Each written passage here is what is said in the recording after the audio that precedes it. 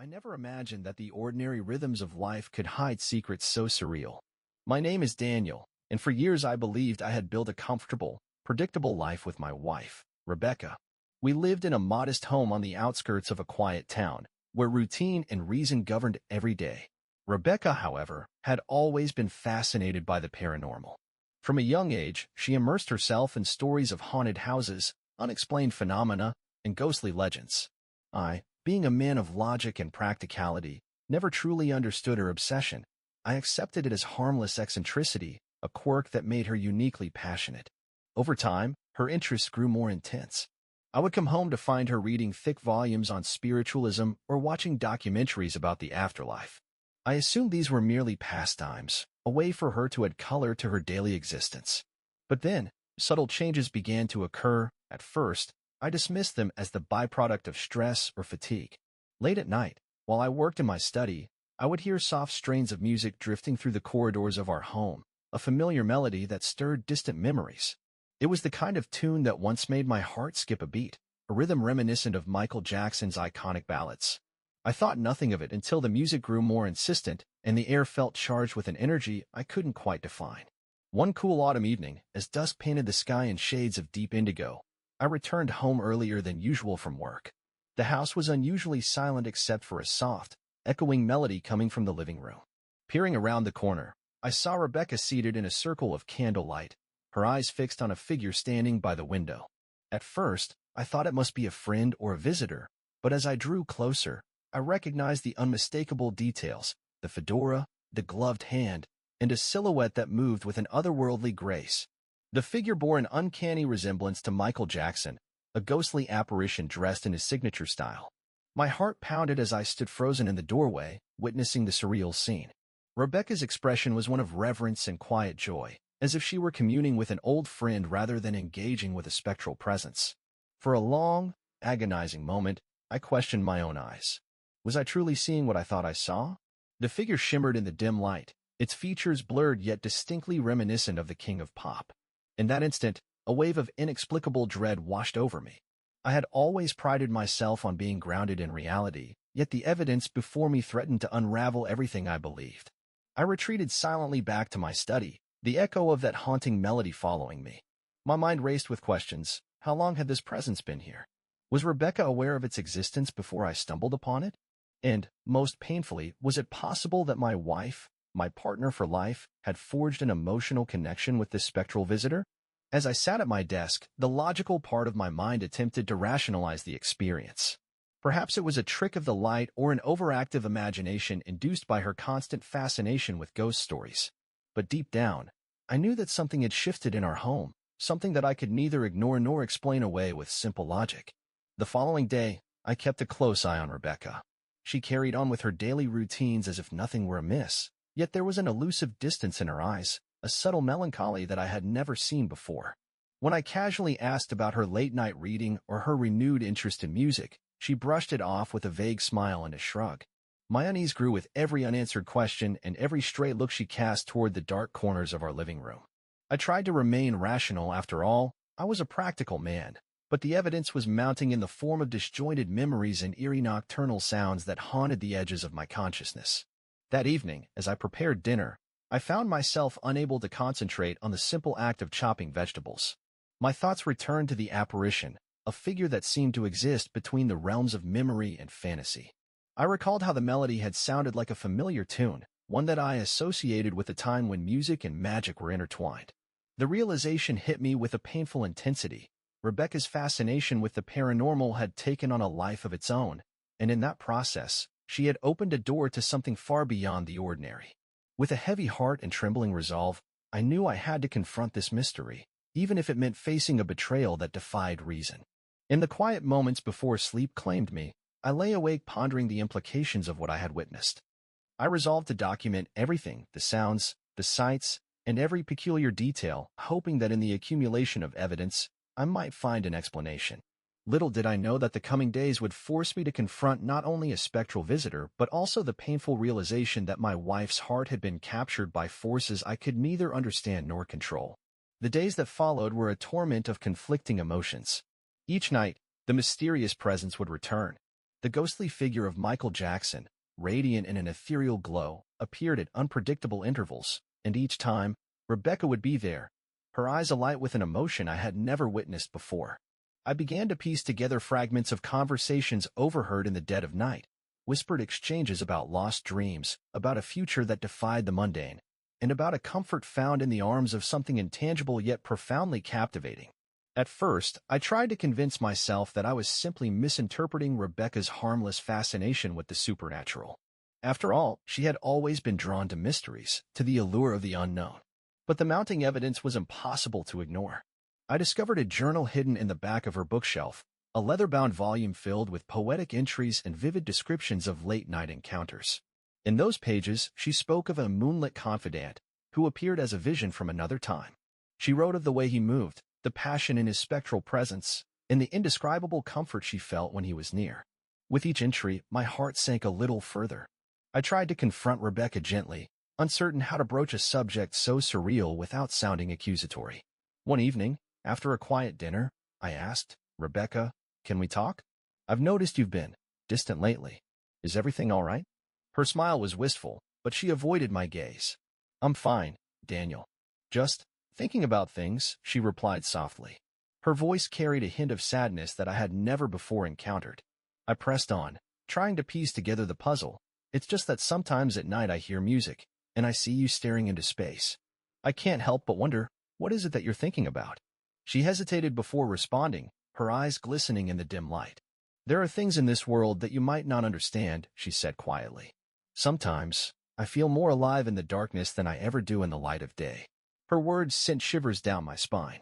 I had always believed in the tangible, the measurable, and the real.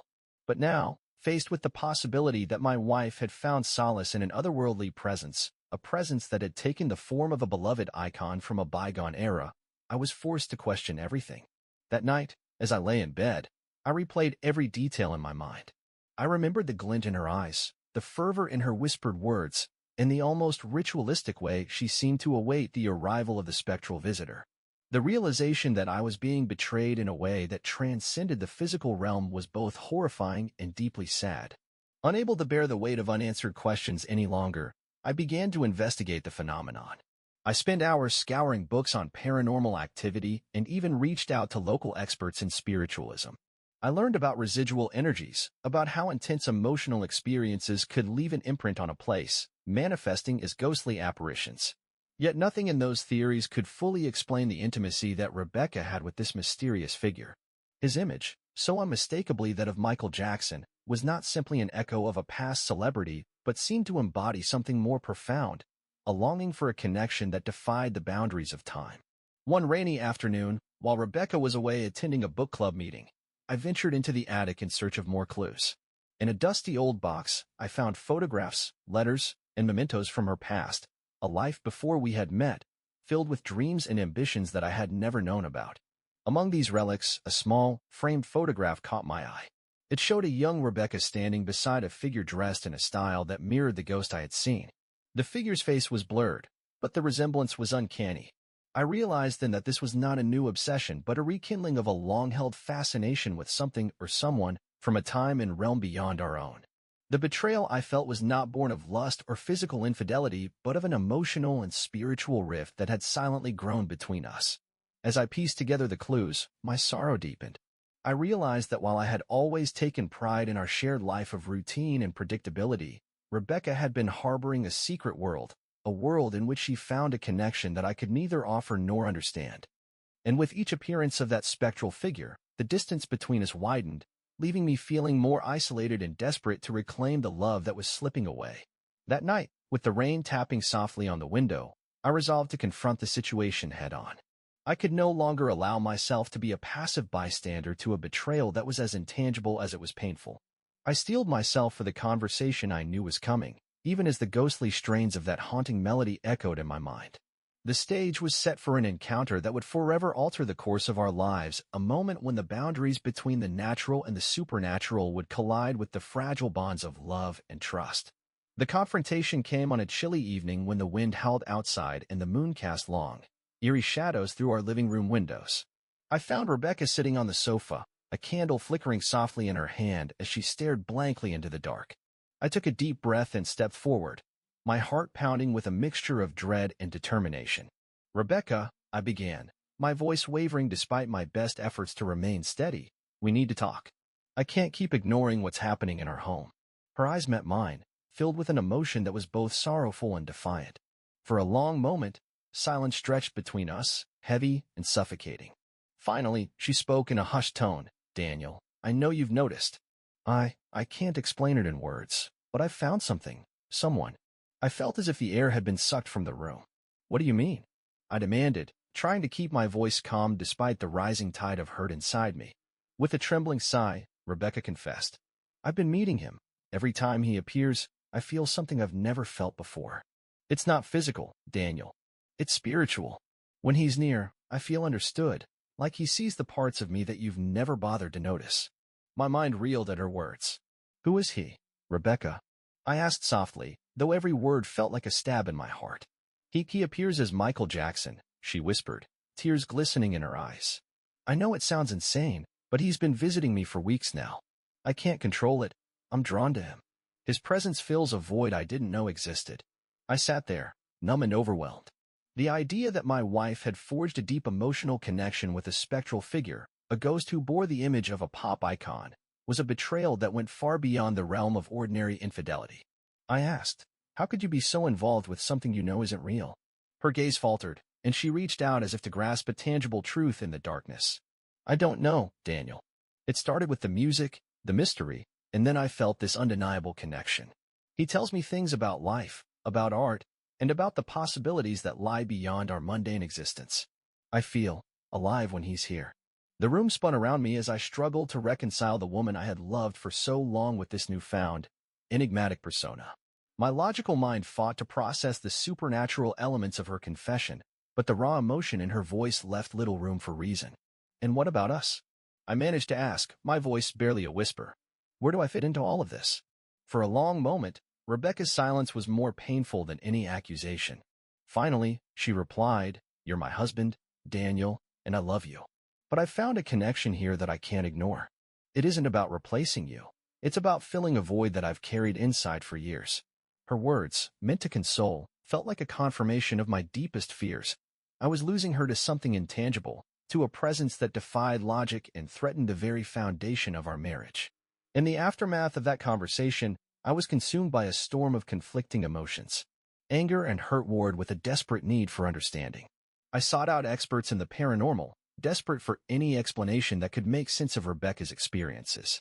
I learned about residual energies, about the possibility that strong emotions can create echoes of the past that manifest in ways we cannot fully comprehend. Yet, nothing in those theories could offer the comfort of knowing that my wife's betrayal was merely a trick of the mind. I spent restless nights poring over Rebecca's journal, reading her intimate reflections about the moonlit confidant and the promise of a future unburdened by the limitations of our everyday life. Each page was a testament to the passion and longing she felt, a passion that, to me, was both foreign and deeply painful. I began to understand that this betrayal was not driven by a desire for physical intimacy, but by an emotional and spiritual craving that had been neglected for too long. In her search for something transcendent, she had reached out to a presence that was as elusive as it was captivating. That confrontation marked a turning point in our marriage. The air between us was thick with unspoken words and memories of better days, yet the path ahead was shrouded in uncertainty. I was determined to reclaim the trust and love we had once shared, but the chasm between us seemed to widen with every attempt to bridge it. My nights became a constant battle between hope and despair, as I questioned whether our marriage could survive an emotional betrayal that was as surreal as it was heart-wrenching.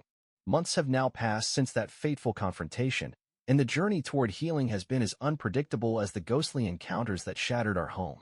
I have spent many sleepless nights grappling with the reality of Rebecca's connection to the spectral figure, this ghostly image of Michael Jackson that had so completely captivated her heart. Despite the overwhelming pain, I have come to understand that betrayal, in its many forms, is a complex tapestry woven from unmet needs, lost dreams, and the desperate search for meaning in an indifferent world. In the quiet hours of early morning, I often sit by the window, watching as the first light of dawn dispels the lingering shadows of night. The house remains a place of both haunting memories and tentative hope. Rebecca and I have enrolled in couples counseling, determined to rebuild what was broken even as we acknowledge that some wounds may never fully heal. In these sessions, we talk not only about the ghostly visitor, but also about the underlying emotions that drove us apart. Rebecca speaks of the loneliness and isolation she felt, a sense that our routine life had left her unfulfilled. I, in turn, confess my own failings, the moments when I was too absorbed in work, too lost in my own certainty, to notice the quiet despair in her eyes. I have come to realize that her bond with this spectral presence was not a simple act of infidelity, but a complex expression of longing for something more, a connection that transcended the ordinary. While I still struggle with feelings of betrayal and inadequacy, I have also started to see the possibility of renewal. In quiet moments of introspection, I have begun to write my own journal, documenting my journey through heartache and the slow, painful process of forgiveness. My entries are raw and unfiltered, a candid reflection of a man who is learning that love sometimes takes on forms we never expect, and that healing can come from understanding rather than denial. There are still nights when the soft strains of that haunting melody fill the air, when I catch a glimpse of a familiar silhouette in the corner of my eye. In those moments, I remind myself that the ghost, whether a true spirit or merely a manifestation of Rebecca's inner world, is a symbol of the distance that had once separated us. I no longer see it solely as a betrayal, but as a reminder that our marriage, like all human relationships, is an ever-evolving story filled with both light and shadow. Though the pain of her connection to this otherworldly figure remains, it has also sparked in me a desire to explore the deeper truths of our existence, to learn, even if slowly and painfully, that love is not static but fluid and multifaceted. Rebecca, too, has changed. The vibrant spark in her eyes has returned, albeit tempered by the knowledge of what was lost and what might yet be regained. We now share quiet evenings where we talk openly about our hopes, our regrets, and the possibility of forging a future built on renewed understanding. I have learned to listen, to truly listen to the unspoken fears and desires that had once driven her into the arms of a ghost. While I cannot forget the pain of that betrayal, I am beginning to see it as a catalyst for change, a moment that forced both of us to confront our vulnerabilities and redefine the terms of our love. As I write these words, the house is silent save for the distant hum of the world outside, a world that continues unabated despite the storms within our walls. I know that the road ahead will be long and fraught with challenges. Trust, once broken, does not easily mend, and the echoes of that spectral romance will linger for years to come.